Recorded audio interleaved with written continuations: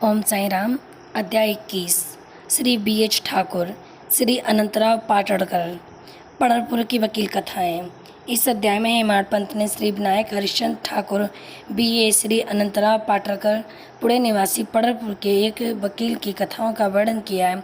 ये सब कथाएं अति मनोरंजक हैं। यदि इनका सारांश मनपूर्वक ग्रहण कर उन्हें आचरण में लाया जाए तो आध्यात्मिक पथ पर पाठकगण अवश्य अग्रसर होंगे। प्रारंभ। ये एक साधारण सा नियम है कि गत जन्मों के शुभ कर्मों के फलस्वरूप ही हमें संतों का सानिध्य और उनकी कृपा प्राप्त होती है। उदाहरणार्थ हेमाड पंत स्वयं अपनी घटना प्रस्तुत करते हैं। वे अनेक वर्षों तक के बम्बई के उपनगर बांद्रा के स्थायी न्यायाधीश रहे। पीर मौलाना नामक एक मुस्लिम संत भी वहाँ निवास करते थे। उनके दर्शनार्थ अनेक हिंदू, पारसी और अन्य धर्मावलंबी वहाँ जाया करते थे। उनके मुजावर ने हेमाड पंत से भी उनके दर्शन करने के लिए बहुत आग्रह किया, परंतु किसी न किसी कारणवश उनकी भेंट उनसे न हो सकी। अनेक वर्षों के उपरांत जब उनका शुभ काल आया तो वे शिरडी पहुंचे और बाबा के दरबार में जाकर स्थायी रूप से सम्मिलित हो गए। भाग्यहीनों को संत समागम की प्राप्ति कैसे हो सकती है?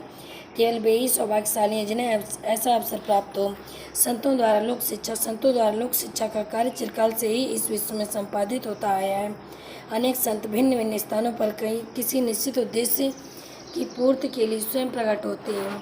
यद्यपि उनका कार्यस्थल भिन्न होता है, परंतु वे सब पूर्णतः एक ही है। वे सब उस सर्वशक्तिमान परमेश्वर की संचालन शक्ति के अंतर्गत एक ही लहर में कार्य करते हैं। उन्हें प्रत्येक के कार्य का परस्पर ज्ञान रहता है और आवश्यकता अनुसार भी परस्पर पूर्ति भी करते हैं, जो निम्नलिखित घटना द्वारा स्पष्ट है। Shri Thakur, Shri BH Thakur BA revenue विभाग के कर्मचारी थे। वे एक समय भूमि मापक दल के साथ कार्य करते हुए बेलगांव के समीप वडगांव नामक ग्राम में पहुंचे।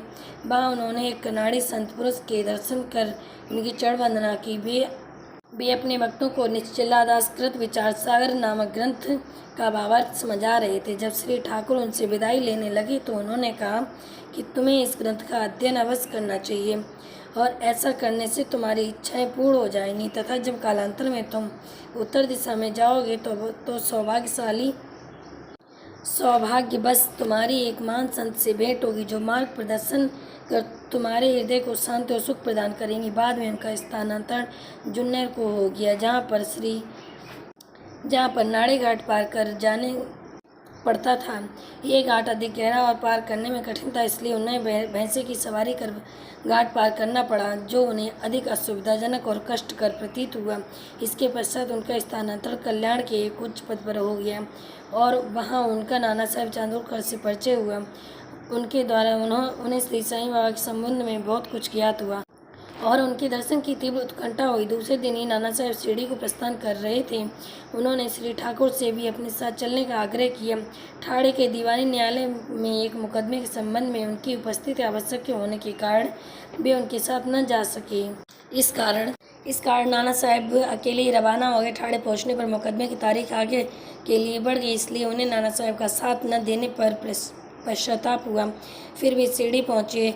तब वहाँ उन्हें ज्ञात हुआ कि नाना साहब पिछले दिन ही यहाँ से चले गए हैं। वे अपने कुछ मित्रों के साथ जो उन्हें वहीं मिल गए थे श्री साईं बाबा के दर्शन को गए थे। उन्होंने बाबा के दर्शन किए और चरण कमलों की आराधना कर अत्यंत हर्षित हुए। उन्हें रोमांच हुआ और उनकी आंखों से सुधाराएँ प्रवाहित होने लगीं। त्रिकालदर्शी बाबा ने उनसे कहा कि इस स्थान का मार्ग इतना सुगम नहीं है जितना कि कनाडी संतप्पा के उपदेश या नाड़ी घाट पर भैंसे की सवारी थी।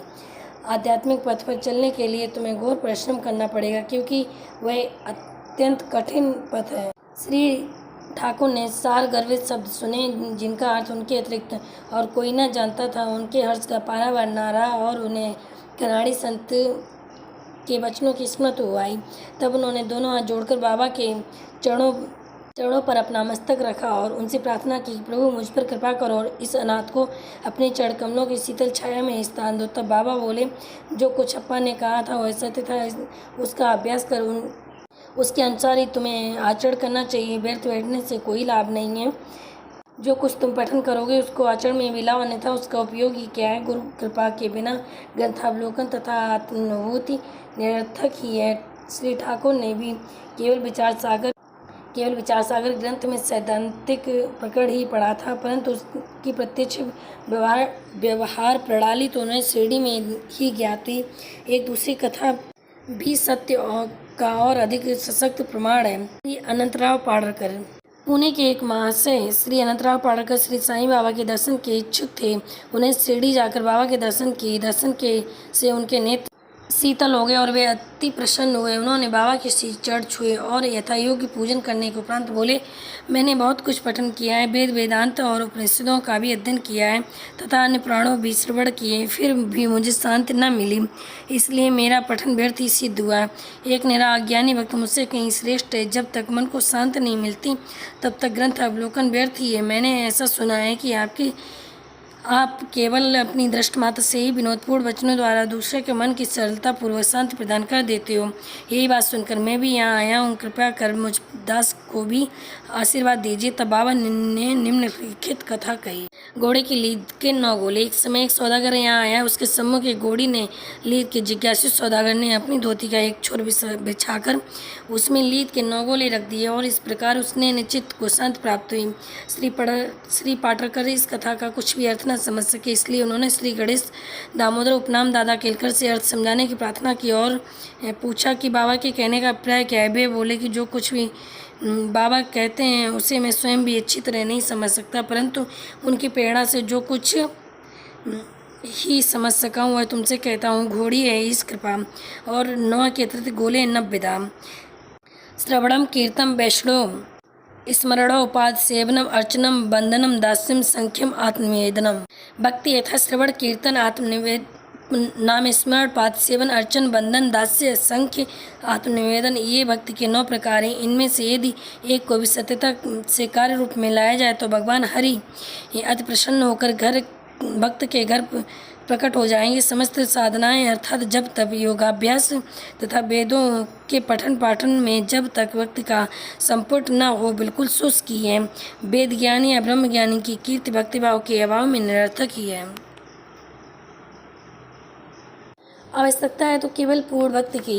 अपने को भी उसी सौदागर के समान जानकर और व्याग्रता तथा उत्सुकता पूर्वक सत्य की खोज कर 9 प्रकार की भक्ति का प्राप्त करो, तब कहीं तुम्हें दृढ़ता और मानसिक शांति की प्राप्ति होगी। दूसरे दिन जब श्री पाडरकर बाबा को प्रणाम करने गए तो बाबा ने पूछा, क्या तुमने लीद के 9 गोले एकत्रित किए? उन्होंने कहा, मैं अनाश्रित हूँ, आपकी कृपा के बिना उन्हें सरलतापूर्वक एकत्रित करना संभव नहीं है। बाबा ने उन्हें आशीर्वाद देकर सांत्वना दी, तुम्हें सुख और शांति प्राप्त हो जाएगी। जिसे सुनकर श्री पाडरकर का हर्ष का पारावार न रहा।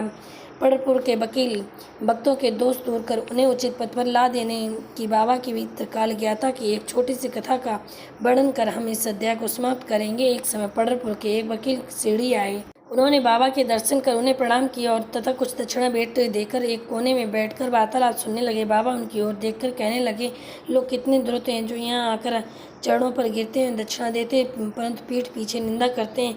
कितनी आश्चर्य की बात है ना।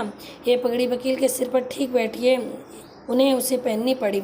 कोई भी इन शब्दों का अर्थ न समझ सका, परंतु वकील साहब इसका गूढ़ार्थ समझ गए। फिर भी वे सिर झुकाकर बैठे ही रहे। बाड़े लौटकर वकील साहब ने काका साहब दीक्षित को बतलाया कि बाबा ने जो कुछ उदाहरण दिया वह मेरे ही उल्लच कर कहा गया तो वह सत्य है, वह केवल चेतावनी ही थी, मुझे किसी की निंदा नहीं करनी चाहिए। एक समय जब उपन्यायाधीश श्री नूलकर स्वास्थ्य लाभ करने के लिए पंढरपुर से शिरडी आकर ठहरे तो बार रूम में उनके संबंध में चर्चा हो रही थी। विवाद का विषय था कि जिस व्याधि से उपन्यायाधीश अस्वस्थ है, क्या बिना औषध सेवन के केवल श्री साईं बाबा के चरणों में जाने से ही उससे छुटकारा पाना संभव है, और क्या श्री नूलकर सदस्य एक सच्चे शिक्षित व्यक्ति को इस मार्ग का अवलंबन करना उचित है।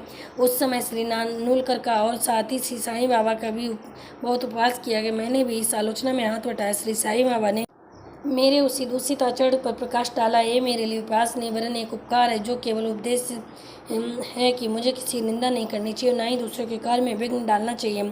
शिरडी और पंढरपुर में लगभग 300 मील का अंतर, फिर भी बाबा ने अपनी सर्वज्ञता द्वारा जान लिया कि बाहर में क्या चल रहा था। मार्ग में आने वाली नदियाँ, जंगल और पहाड़ उनकी सर्वज्ञता के लिए रोड़ा न थे। वे सबके हृदय की गुप्त बात जान लेते थे और उनसे कुछ छिपा न था। समीपस्थ दूरस्थ प्रत्येक वस्तु उनके लिए दिन के प्रकाश के समान ज्वलंत थी तथा उनकी सर्वव्यापकता दृष्टि से ओझल न थी। इस घटना से वकील साहब को शिक्षा मिली कि कभी किसी की छिद्रान्वेषण एवं निंदा नहीं करनी चाहिए। एक कथा केवल वकील साहब के लिए नहीं वरन सबके लिए शिक्षा प्रद है कि श्री साईं बाबा की मानता कोई ना आंक सका और ना ही उनकी अद्भुत लीलाओं का अंतिम पा सका। उनके लिए जीवन भी तदनुरूप ही है, क्योंकि वे प्रब्रह्म स्वरूप है। श्री सद्गुरु साईनाथ अर्पण मस्त शुभम बाबा तुम। ओम साई राम। बोली साईं बाबा की जय।